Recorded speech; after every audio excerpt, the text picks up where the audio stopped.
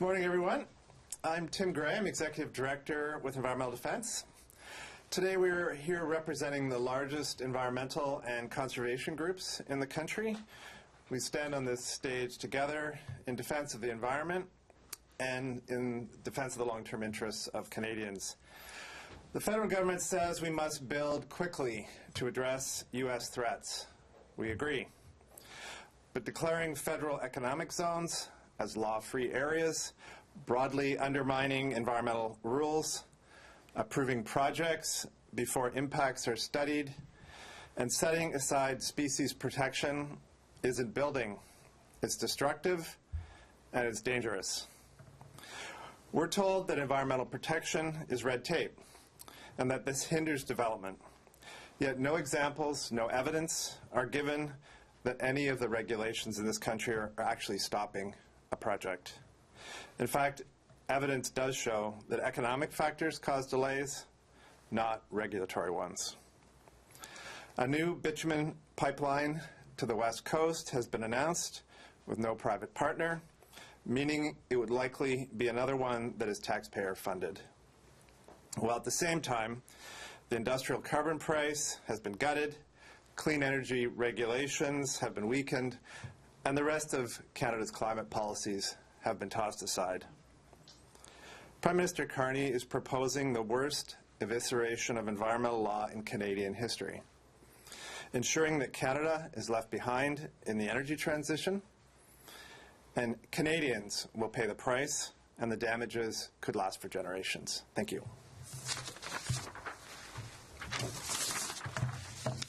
Bonjour à toutes et à tous. Hello everyone. Je suis Daniel Rotman, directeur général d'Équiterre. Quand le premier ministre Carney a fait son discours phare à Davos, on s'attendait à qu'il se mette en œuvre des solutions pour rendre le Canada plus résilient et plus autonome. Son discours a été salué pour son caractère tourné vers l'avenir, voire visionnaire, surtout en comparaison avec son voisin du Sud.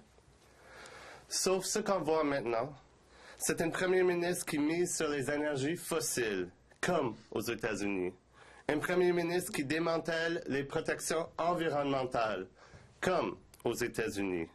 Un premier ministre qui invente des projets d'intérêt national largement au profit d'investisseurs, alors qu'il coupe des services qui bénéficient aux Canadiens.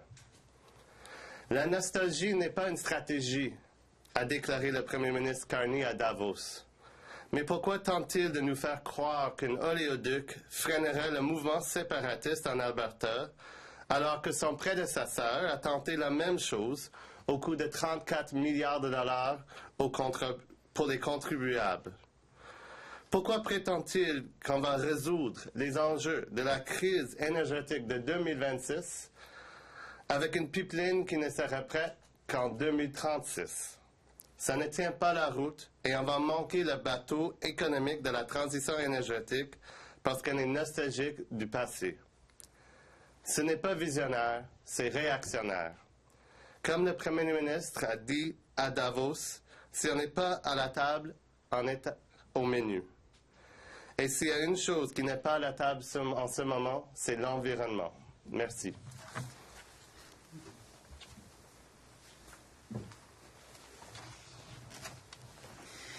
Hello, my name is Gretchen Fitzgerald, and I'm Executive Director at Sierra Club Canada. We know that nature unites all of us, whether it's the park you pass on the way to work, endangered whales that grace our shores, or the birds that appear and sing and are so beautifully in our backyards each spring. Every day, Sierra Club engages with community members that are stepping into the breach, already being created by the abdication of the federal government when it comes to creating safe energy sources and safeguarding clean air, water, and intact ecosystems. Volunteers and community groups that are pushing back on unwanted gas plants, fracking, and offshore drilling. As they fight these projects, these communities are beginning to ask, why can't we do better? Why can't we, as Canadians, be part of the climate solution while we protect what is so dear to us? Clean water, threatened wildlife, irreplaceable places that make our homes so special. And I will add, these community members have a lot of expertise to add to the processes that the federal government is attempting to gut. I am confident that as we work together, we and our allies will prevail, as we have in the past, in pushing back on moves to force bad projects on communities. I fear, however, that it's in its concessions to the oil and gas and nuclear industries that the federal government is jeopardizing not only the health and safety of Canadians, it is shattering their trust. In doing so, the government will make it harder to build projects that we actually desperately so need right now. Things like Atlantic offshore wind, done right. We call on federal leaders to reverse course. We have at this moment an incredible opportunity to co-create a country that upholds our responsibility toward nature and to reconciliation, and to embrace affordable electrification based on wind, solar, and storage. Thank you.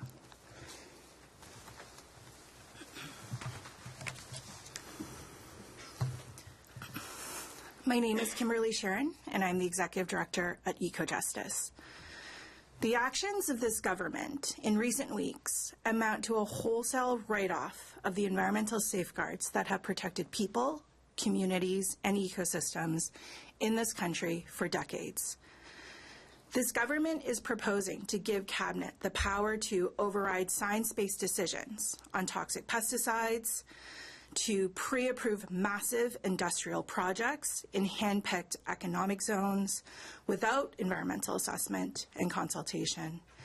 And most alarmingly, they are proposing to put the extinction of endangered species like the southern resident killer whale on the table for political convenience.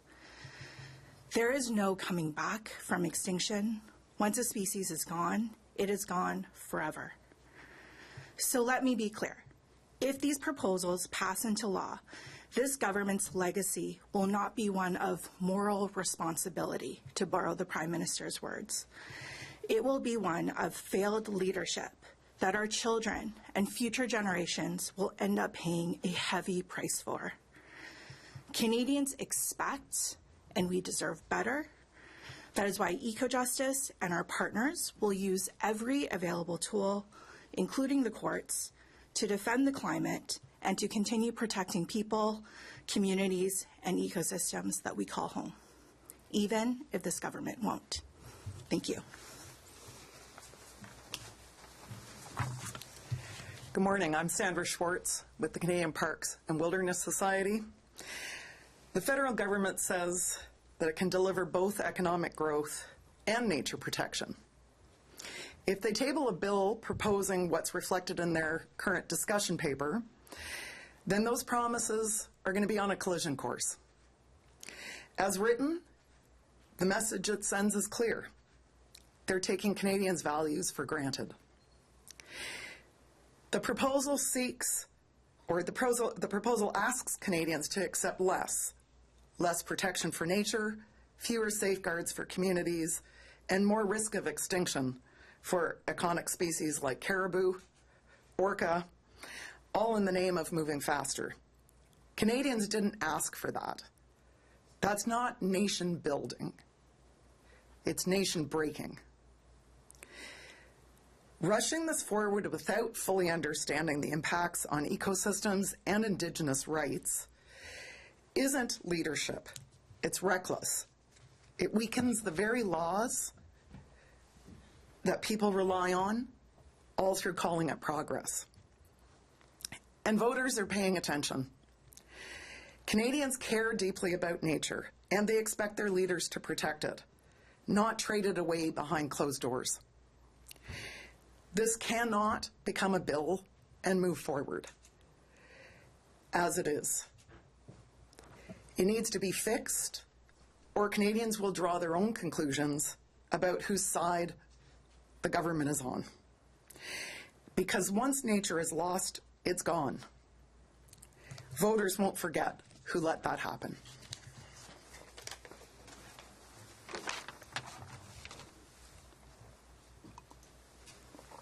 My name is Megan Leslie, and I'm President and CEO of World Wildlife Fund Canada. Wildlife like the southern resident killer whale doesn't disappear by accident. Extinction is a choice. It is a choice about what we protect and what we sacrifice. This proposal isn't just a simple technical adjustment. It's a decision about what Canada values. Les lois qui protègent la faune existent parce que nous avons décidé, il y a plus de 20 ans, que certaines pertes sont inacceptables. Le beluga, le caribou, la rainette faugrillon, ce ne sont pas les raisons de l'échec des projets, mais ce sont des excuses faciles. Environmental review, it's become the boogeyman here, but Canada isn't failing to build because of wildlife protections. The rules are easy. Avoid harm where you can. Mitigate where you can't. Restore habitat at scale, wherever possible. These aren't obstacles to a strong economy. They are evidence of a strong economy. So here's what we're asking. Don't trade away the rules that exist for precisely these moments where things get hard.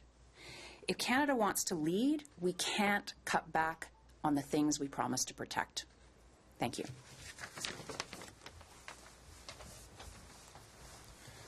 Questions? Hi, good morning. Nick Murray from the Canadian Press. Just a question for you, and also kind of Megan touched on this in her remarks too, but with regards to what you said before, there was no evidence that any of the federal regulations stopped development. You know, some industries obviously have come out and said, well, there isn't an appetite to invest in Canada because of the current regulatory environment. And so, how do you square that? You can't. There was no evidence generated around a list of projects that haven't gone ahead, delays. Nothing was revealed to the public, and our conversations internally with government officials show that nothing was revealed internally to members of Parliament to substantiate or create any kind of rationale for moving ahead with this proposal. Okay. So sorry, just to back up, I'll take one oil and gas CEO, for instance, but he had said a few months ago, I can't remember what the event was, but he compared the regulatory environment of Canada to that of the United States and Mexico, and comparing the approval times for certain projects, right, where a project in Canada might take 8 years versus, months to a year or something for a project in the United States or Mexico. I think that might be where industry is coming from with regards to, well, if we're going to invest our money somewhere, let's put it into a place that we can get a project moving a lot faster than in Canada, and that might be kind of where they're coming from. It may be where the industry is coming from, and of course they would say that. Industry has a long history of always lobbying for environmental deregulation. They've been very successful in the U.S., for example, with the recent administration. Doesn't mean it's true. And the government of Canada has an obligation to its citizens to display and reveal the evidence that they're using if they're going to roll back 50 years of environmental regulation, which protects public interest. So no evidence available. No evidence exists from our perspective. And just lastly from me, Molly Johnson was at the Environment Committee last week, and one of the things that she was questioned on was regards to the projections with regards to Canada's emissions with all these policy changes amongst the government. And one of the things that she said was that they have a lot of work to do, suggesting that maybe the government doesn't have that modeling ahead of time before they're making these policy changes. So what does that tell you with regards to where the government's going? Well, I think that's accurate. There is no modeling that's been done by the federal government to show that they can meet their targets. The modeling that has been done externally, like by the Canadian Climate Institute, et cetera, which shows that it cannot meet its targets given where it's headed under these proposals with the MOU and then broader climate deregulation overall. So again, no evidence generated, no analysis done, proposals moving forward that would be broadly destructive, undermine climate targets in that case, and on the case with environmental deregulation, the same. Hi, Riddhi from the Hill Times. I was just curious, before they released the discussion papers or even the National Electricity Strategy, were there any conversations or discussions with the environmental groups or nature groups on, the path that they wanted to take, or any sort of consultations that are happening now? Well, there's a discussion paper for both the environmental deregulation and the electricity discussion paper are currently out, but the consultation in advance were pretty absent. We've been trying to get a meeting with the Natural Resources Minister now for about a year. You probably would have seen it on Monday, the announcement of all the extensive consultations with the oil and gas industry in the lead up to the CUSMA renegotiations. And in addition, Environmental Defense tracks oil and gas lobbying here in Parliament Hill, and literally hundreds of meetings with oil and gas over the last year since the new government was formed, and we haven't been able to get a meeting with the Natural Resources Minister, so it gives you a sense of the scale. And is that similar for the Environment Minister as well? No, the Environment Minister has been more accessible. Okay. And just secondly, the government has maintained that there is obviously currently the big energy crisis that they are trying to address. And then there is the economic challenges facing Canada currently, which are kind of urgent. So their reasoning is that they are trying to tackle these issues and address these problems, and that is why they want to fast-track projects. Kind of similar to what my colleague asked here, but how do you believe the government should sort of maintain a balance between these two objectives? Yeah, I think to use a hockey analogy, you need to look where the puck is going, not where it's been. The world is rapidly moving forward in the energy transition, and what's going on now with global oil prices, global gas prices is going to greatly accelerate that. This isn't 1973 during the OPEC oil crisis where people had no choice but to drive their Chrysler New Yorker. People are buying electric vehicles, they're installing solar panels at an incredibly rapid pace. Renewable installation far exceeds fossil fuel installations on a global scale now. So if you think about building, say, a new oil pipeline to the West Coast, never mind the environmental impacts of it, which are profound and destructive, but it will take you years. Even if there was no environmental law, it will take you years just to muster the materials and the construction ability to get that done, increase production, all the rest of it. You're going to be delivering that into a market that is rapidly changing, where the cost of oil is likely to collapse due to decreasing demand, due to the fact that other countries can compete more effectively and produce oil more cheaply. Is that the best gamble for Canada? Is that where billions of dollars of Canadian money should be going? Or should we be actually looking where the rest of the world is going and feed the resources that we have in abundance into that new world? This is a mistake economically, but it's also an incredible mistake environmentally. Sorry. I also just, if you wouldn't mind, I'd like to also share just some recent polling information that was as recent as last month. So it's very clear that environmental values among Liberal voters are still there. So yes, the Canadian population, we all recognize, I think, as groups, yes, we need both economic growth, but not at the expense of environmental protection. And the vast majority, so 92% of Canadians that were polled, feel the government is responsible for preventing species extinction, and nearly 3/4 of them, so 70%, believe that it should be prioritized, even if it limits economic development. And only a small handful of 14% believe that economic development should be put first. So among Liberal voters, they also want to see balance. They don't want to see one over the other. And I think that is an important point for all of us. Any more questions for President? Thank you. Merci. Thanks so much. Thank you. This concludes